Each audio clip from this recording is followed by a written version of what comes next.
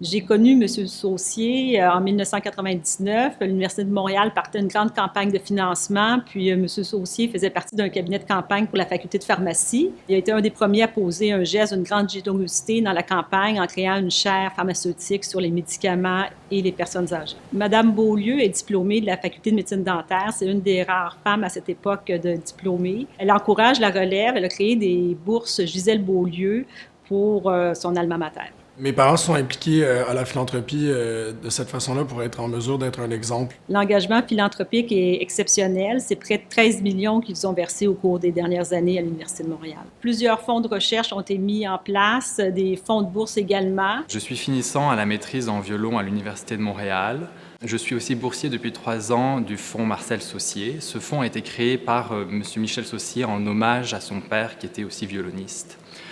Je suis aussi violon solo de l'orchestre de l'Université de Montréal sous la direction de Jean-François Rivet. La générosité du couple Beaulieu-Saucier a permis la création de la chaire en pharmacogénomique ainsi que le centre de pharmacogénomique qui se situe à l'Institut de cardiologie de Montréal. Le geste de donner, c'est de partir le mouvement de la philanthropie au Québec. Pour eux, ils croient fondamentalement que ça devrait être une valeur inculquée dans la société en général. En tant qu'étudiant étranger, obtenir une bourse du fonds Marcel Saucier a été très utile dans mon choix de poursuivre mes études à l'Université de Montréal au cycle supérieur. Ce soutien financier m'a permis de m'investir à 100% dans ma créativité, dans ma recherche artistique. Dernièrement, j'ai pu jouer avec l'Orchestre métropolitain sous la direction de Yannick Nézet-Séguin et ça a été une expérience très enrichissante dans mon parcours de violoniste professionnel.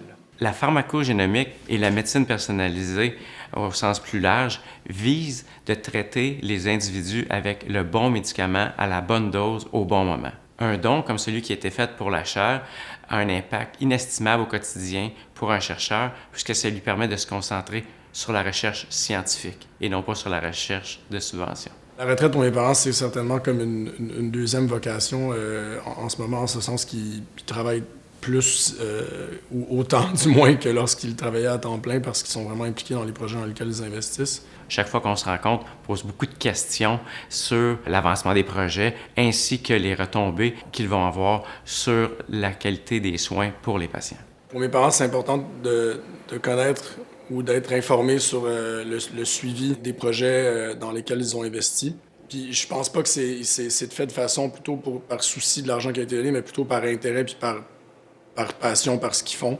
Puis on le voit parce que c'est des domaines dans lesquels ils ont toujours œuvré ou qui sont déjà passionnés, soit que ce soit comme la santé, l'éducation ou même leur passion plus profonde comme la musique. Un autre exemple de leur générosité, c'est le don de 3 millions pour appuyer le complexe des sciences, le nouveau campus de l'Université de Montréal. Le prix qu'ils reçoivent ce soir honore bien sûr leur générosité, mais honore aussi leur vision pour le futur de l'éducation, de la recherche en milieu médical, puis dans toutes les sphères de l'éducation. Mes parents sont vraiment exigeants envers eux-mêmes puis envers les autres, mais très reconnaissants à la fois de redonner aux gens qui ont rencontré ces exigences-là. Passionnés. Visionnaire. Engagés. Bienveillant. Inspirants. Convaincus.